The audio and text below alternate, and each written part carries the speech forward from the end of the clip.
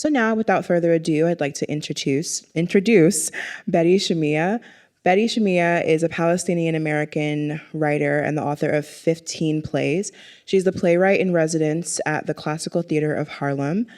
Shamieh was awarded the Guggenheim Fellowship and named a UNESCO Young Artist for Intercultural Dialogue. She is a founding artistic director of the Semitic Root, a collection that supports innovative theater co-created by Arab and Jewish Americans. Shamieh will be in conversation with Morgan Menzies, the creator and host of Pretty Little Bookshelf, a book club focused on discussing the significant themes and experiences explored in literary fiction by people of color. So please join me in welcoming our author and moderator today.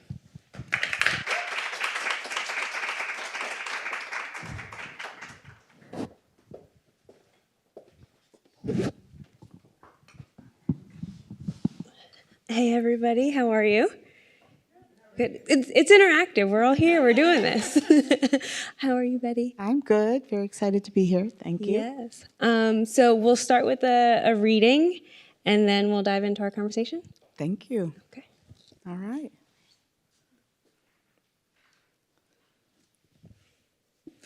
Part 1, Chapter 1, Arabella, New York City, 2012. It was not that September 11th felt like just another day in New York to me. It's that I had to pretend it wasn't. I was only traumatized by how little I was traumatized. If you were thinking about hating me already, don't worry, you're in great company. Also, try as you might, you can't hate me as much as I hate myself. I had more skin in the game on that day than most New Yorkers who wound up with intact skin. In short, I had almost been killed. I was tunneling my way under the Cortlandt Street subway station minutes before it imploded under the weight of the towers, fuel, and human hatred. So I had been closer to death than my artsy New York intellectual and theater friends, who stared out at the world with their eyes bleary with horror at the first public gathering I attended on September 17th. It was at New Dramatists.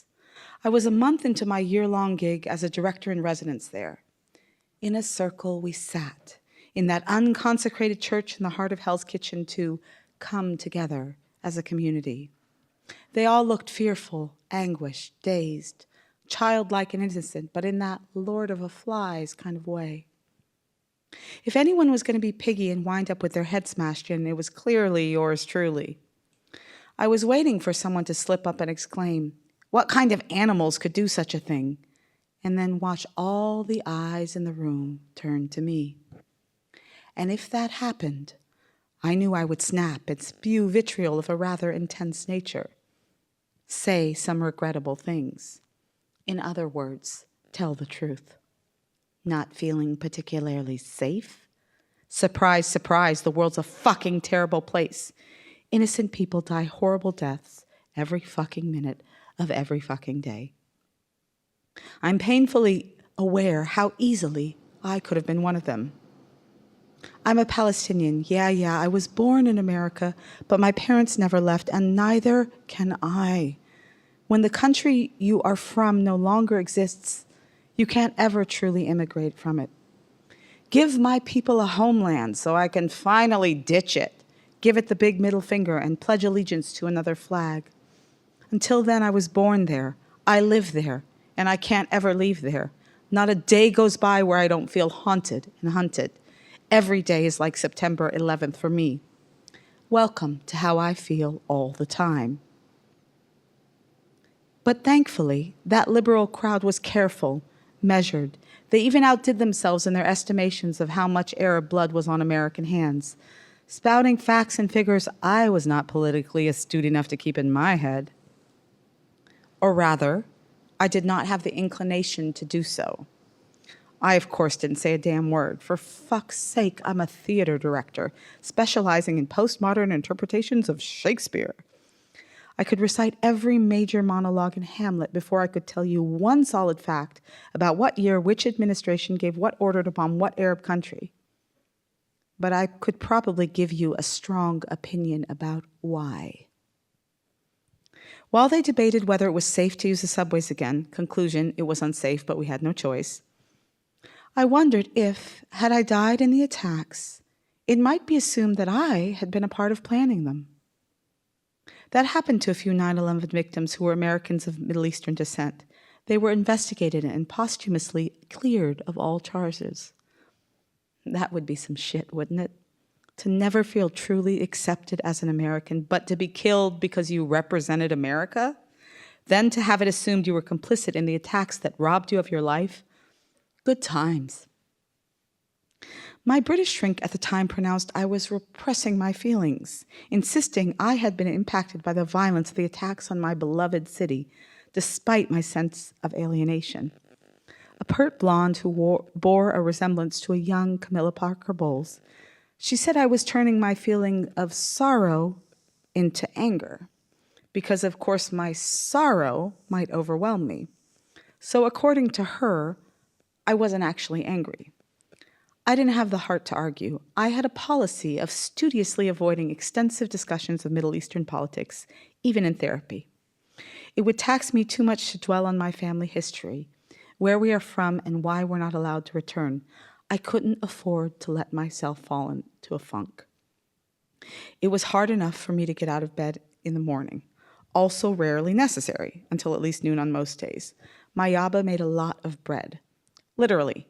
My dad bought a bread factory within a few years of leaving the Christian quarter of Jerusalem to study engineering at SF State. His Palestinian ass is now the #1 manufacturer of sourdough in the world, God bless America. Hence, I was no starving artist.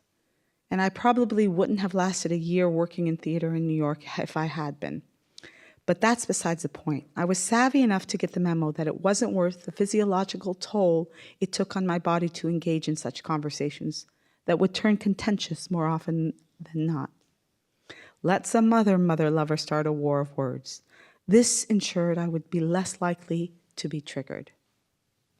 Thank you. Thank you. All right. So we have 3 generations of women.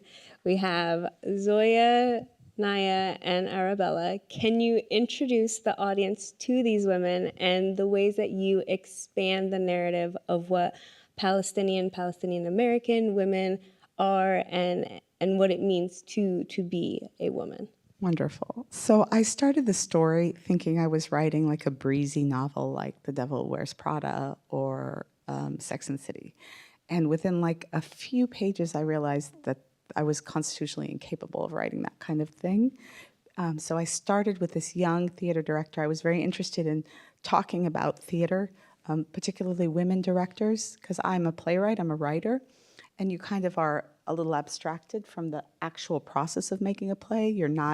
You write the thing, and then a director comes and he tells people where to stand and where the lights should be and what the set should look like. And it's a very kind of, for lack of a better word, and it's not a good word, you have to have a lot of masculine energy in order to be a theater director. So I wanted to kind of pay homage to the women of my generation who broke into that field that was much harder than playwriting. So I created Arabella. She's a young theater director living in New York. Naya is her mother, and she's like a unhappy, kind of doped up Silicon Valley matron who exaggerates her education level because she's embarrassed by the fact that she was married off at 15 and didn't have a chance to finish high school. And you have a very spicy grandmother named Zoya, who is the kind of person who probably would have been an artist and an intellectual if she hadn't also had 9 children and got married very young.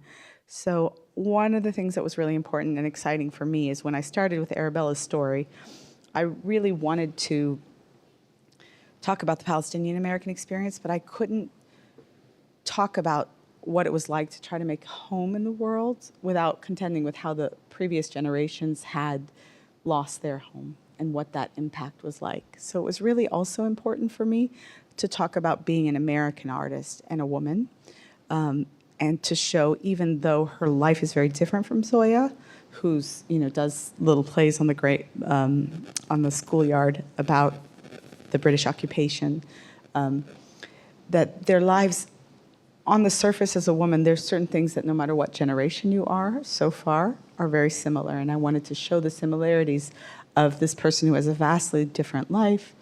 You know, at a certain point in New York, whatever your ethnicity is, you contend with this moment in time, whether you're going to be a parent or not as a woman. And I wanted to show how that related to the women that came before her. And so looking at the similarities across the women, we do see each of them kind of grappling with what it means to love and how do you find your soulmate or is this person for you?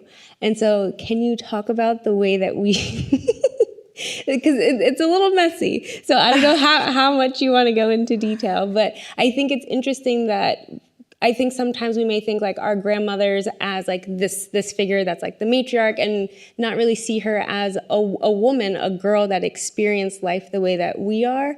And the way that you do that with the three generations is very beautiful. Well, I love this lady. Thank you. Yeah, I think it's funny because, yeah, she does have 9 children, but she still is in love with who she's in love with, and I think that's an important thing, especially given that, like, you know, we feel so abstracted from the.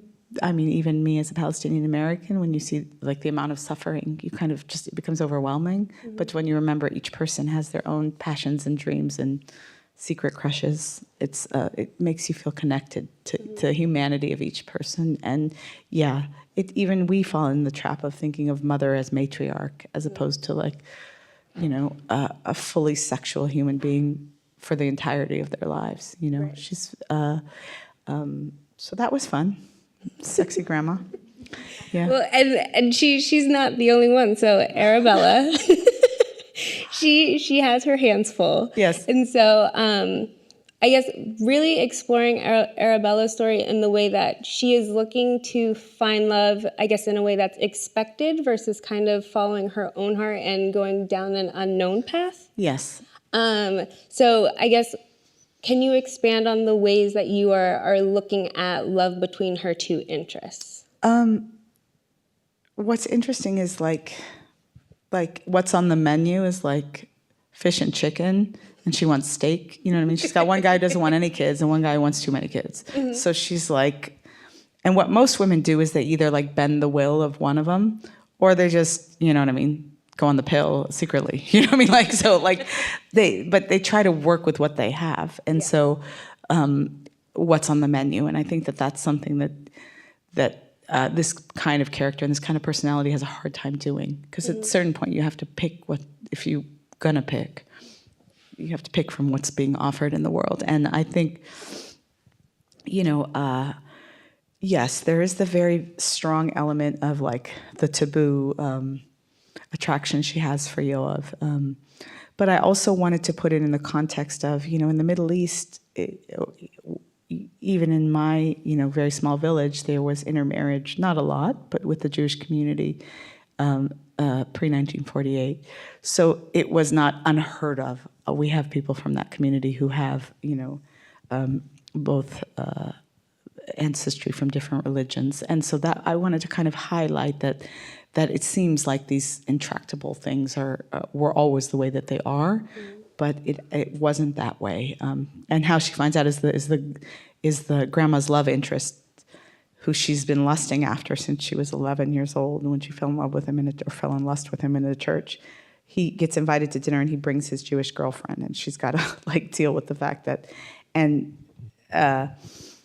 he's in love with someone else. And so I wanted to make it a complicated world in that way. And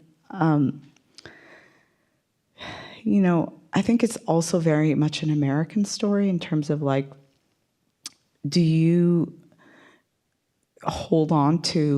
create a generation that looks like the generation you come from, or do you do something different? That's something every American generation contends with, and how much, you know, her relationship with Yoav or Aziz is either pushed and pulled by the forces around them. So. Yeah, and I would say that Naya goes and challenges what is expected when they're living in Detroit. And the way that you show us the Palestinian American experience alongside the Black American experience in terms of race and social mobility when they're in Detroit is something that would be fantastic for you to expand on, because the way that you say, like someone from another country can come and achieve success in what is the American dream, but then for Black Americans, it's not the same. Well, I think for immigrants, like I say in the book, Zoya believes in the power of money. So she believes if you have what it takes to buy a house, you can live there when she comes to Americans. So she's shocked by segregation. But also, a lot of the ways that you keep people down is you don't give them access to means to empower themselves. And there was a real effort to make sure that Black people didn't get loans and leases to start businesses within their own communities. And so the kind of wild weirdness of that, coming to a place and thinking you're leaving segregation and then coming to an environment where you're like, not even the power of money works here, and that's how it kind of is in the Middle East. Like you are who you are, and your life is circumscribed by who, like, I don't know who chose to be, my ancestry is Christian, and they've been Christian for 500 years. I don't know who chose that. I don't know why they chose that. You know what I mean? You know what I mean? I like to think that my grandmother was hanging out and Jesus strolled by and she's like, he's good looking. All right, okay. Do you know what I mean? Like, I don't know how that happened. So the idea that we are like automatons and like that person chooses who I marry now in 2025, is crazy to me. But that's how a lot of us operate and live our lives according to. So I also wanted my major support system. I'm in residence at the Classical Theater of Harlem, which is a predominantly Black theater company in a Black community, who is supporting Palestinian voices. That has been something that's been consistent throughout my career. My first teacher was June Jordan, who kind of had a difficult time being pro-Palestinian at a time where it was even more challenging than it is today. And so I wanted to kind of articulate what were the systems that kept somebody like King Tut, who eventually becomes a lawyer and kind of gets out from under it, because he has an understanding of the kind of systematic ways in which you are not allowed to thrive within your own community. And so it was really important for me, especially given how many Arab-owned businesses are in Black neighborhoods, to talk about why they're not Black businesses in Black neighborhoods. Mm-hmm. Something else that really shines is this idea of home and belonging. And so when we're looking at Zoya and her living in Palestine, but then what is Palestine? Where does it exist, and how do you claim something that isn't there or that continues to change outside of your control? If there is anything that you, I guess, want to emphasize with that.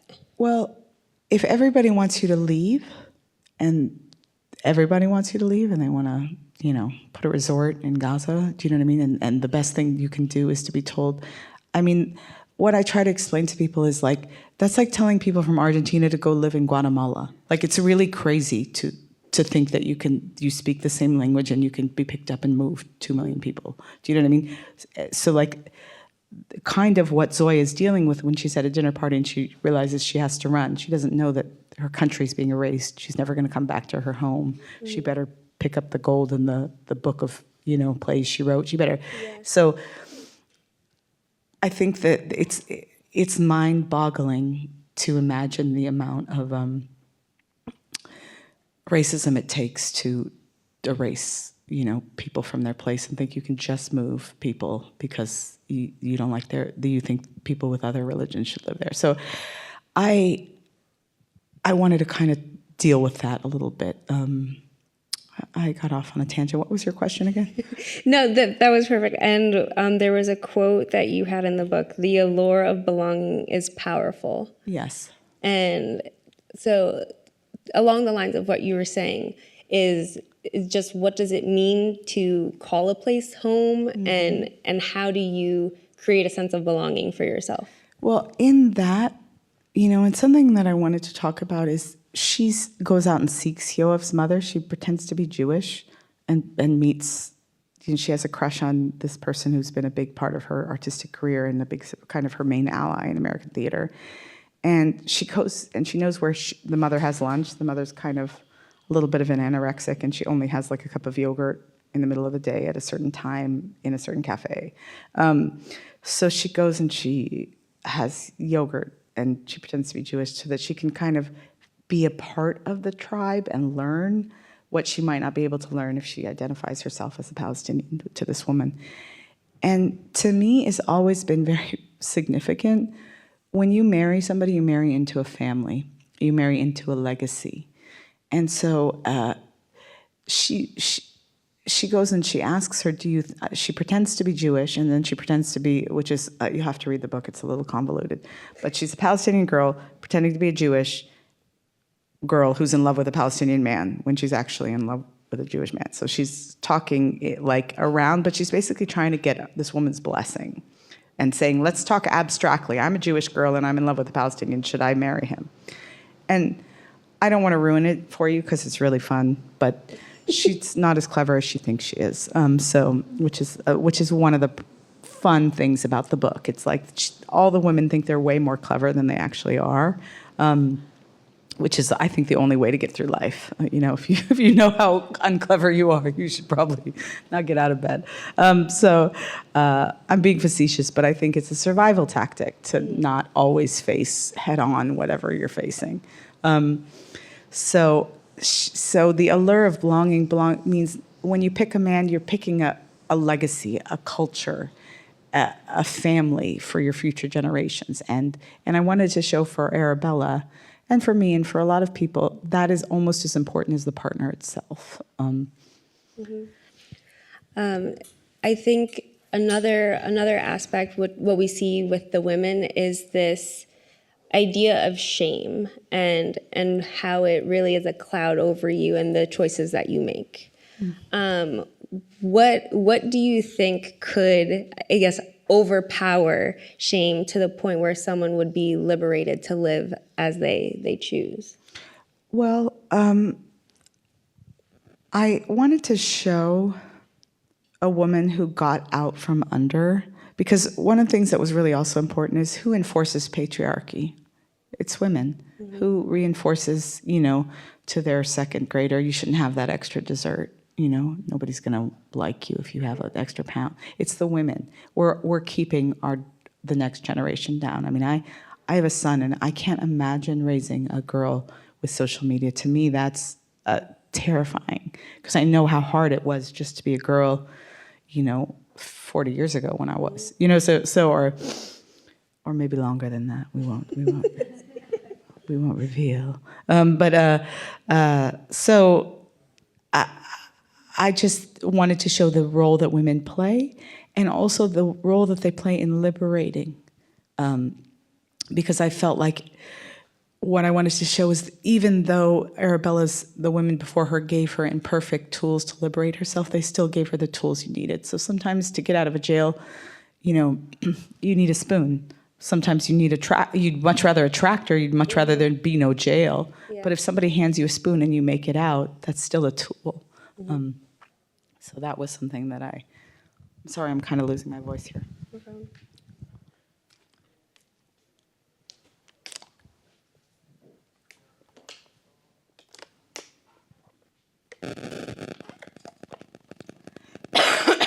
Okay.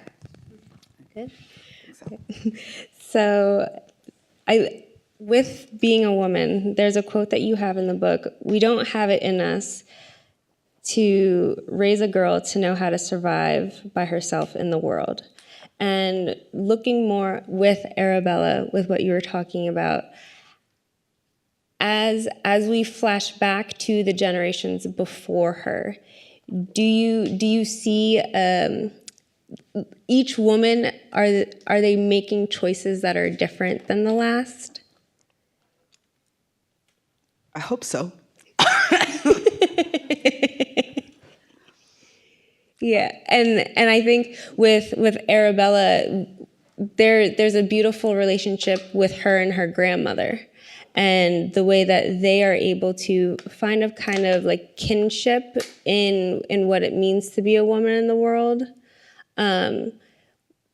What is it about Zoya really that, as you were writing her, that it kind of kept her grounded? Because it's almost like from her we get everything else, and she is like the tie between.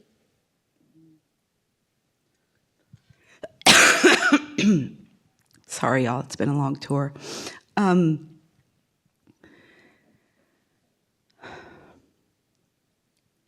For me,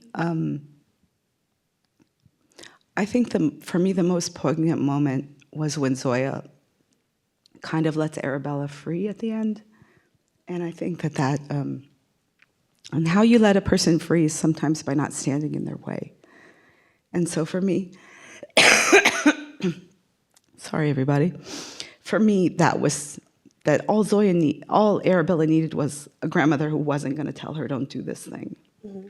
And for me that was when I came to it, I was like, maybe she should be this heroic grandmother and be like, you go girl, and that didn't feel right. It felt more right to be like, I don't understand your world, and but I love you, mm-hmm. and I'll figure out a story that makes sense for my people. You know what I mean? Like, so, you know what I mean? So that was a lot of fun for me to come to that kind of realization, because we don't always get that with the generations, and I had lost my grandmother before this book came out, and that was. Although one of the things she always used to tell me was, you can't drink water when you're on the stage. Like, nobody came here to watch you drink water. That's what she used to tell me. Did she really? So she would have been horrified by my demeanor. But yeah, so when she came, she was like, you looked good, didn't understand a word you said, don't drink water. I was like... well, how has your experience as a playwright really informed the way that you crafted your novel? Were there any ways that stretched you that you didn't expect? Honestly, I had kind of the cojones because I knew how I was writing. I had written for 30 years. And I had this sense like, if it doesn't work out, I could just go back. Mm. We can transition to audience questions since we were getting into that. Hi, Cousin Wendy. Write this. How long has it taken you to write this book, which I knew nothing about, by the way? Well, it was my hidden from my family. 10 years, but I wrote plays, and I wrote screenplays, and I tried to break into TV, so it wasn't a continuous process, but it was 10 years. Unreal. That's awesome. Yeah.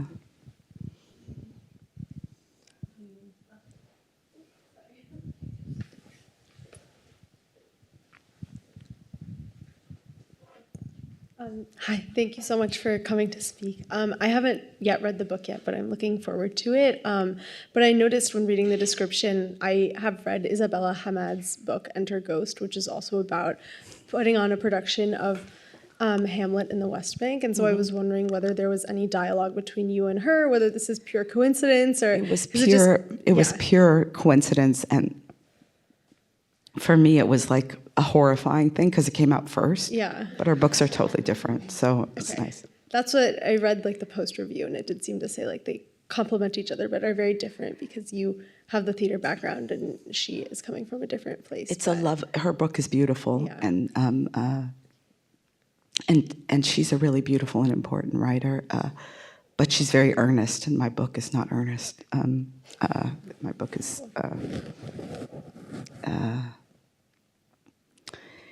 It's different in scope. Mm-hmm. It kind of is making fun of the fact that European funders will give you money to do Hamlet, mm-hmm. a little bit. And then, of course, the character of Arabella falls in love with the play and the production and all that, but she initially does not want anything to do with going there or being a part of that kind of bringing Western culture to the Middle East. Thank you so much. But it was super fun. I mean, like, now that they're both out, but initially I toyed with, because our books were bought at the same time, and I said, oh no. You know, like, no, you know, but I'm very glad. I'm glad both exist and are in conversation with each other. It's a very like niche, like Palestinian novels that deal with it's like an emerging. And Hamlet is about losing a kingdom eventually, so it's a very meaningful story to the cause in that way, or the movement. I think I read in one of the reviews, and don't like fact check me on this, but that like Israel at some point like banned a certain line from Hamlet being said because at least in prisons or elsewhere, like certain revolutionaries. I hadn't known that. That's from the post. That's from the post review. We'll quote the post review. No, it's. I mean, I don't know if. I assume that the Post wouldn't publish it. I don't remember if that's what because I read the review like over a week ago, and I just don't remember if I actually read that or. Yeah, no, imagining it in the delusion of recent news. no. I don't think so. I can. Not immediately. No, but I think. Again, apologies for my. I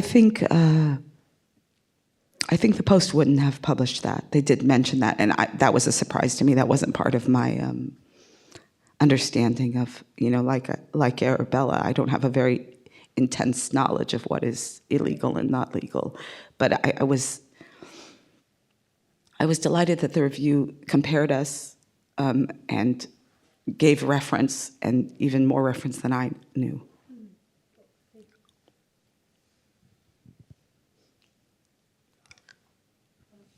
Yes. Thank you for this opportunity. I haven't had a chance to read the book. I just got it today. But it seems like it's your first book. Is that right? So how do you feel about writing a book versus writing plays? Do you think you'll do another book?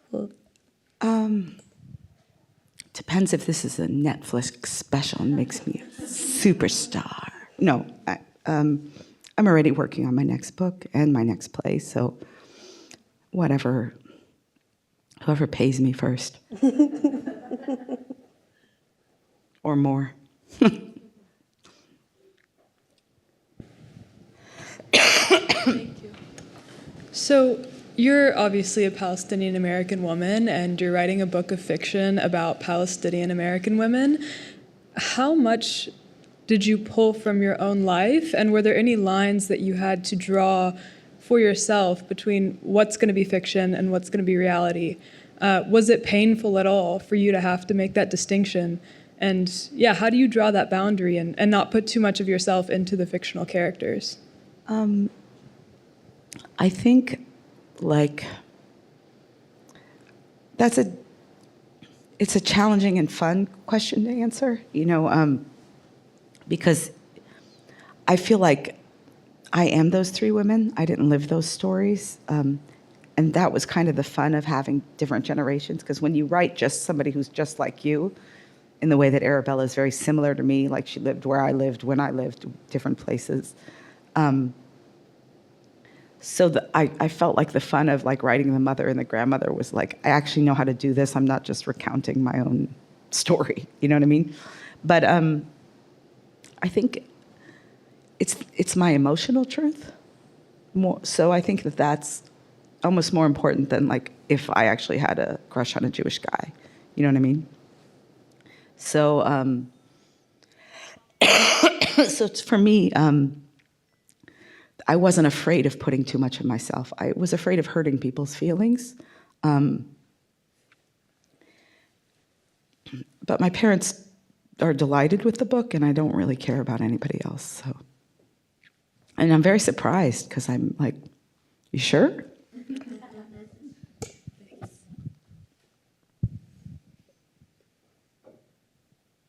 Not all at once now. Oh, okay. Great. Well, let's give a round of applause. I just want to thank you for being here with me and hosting. This has been a really wonderful event. And you guys are the end of my book tour. So. Well, thank you all so much for coming to tonight's event at Politics and Prose Union Market. If you're interested in purchasing a copy of Too Soon, we have several available at the front register. For those who want their books signed or want to ask additional questions, our signing table will be right up here. My lovely colleague will be back in a second to spell your name out on Post-it notes, so please have your book ready for her. If you're willing and able, we ask that you fold up your chair and place it against something sturdy. Chairs are a little finicky, so just put your foot against the back bar, pull up, and it'll work. Otherwise, have a wonderful night. Have a good one.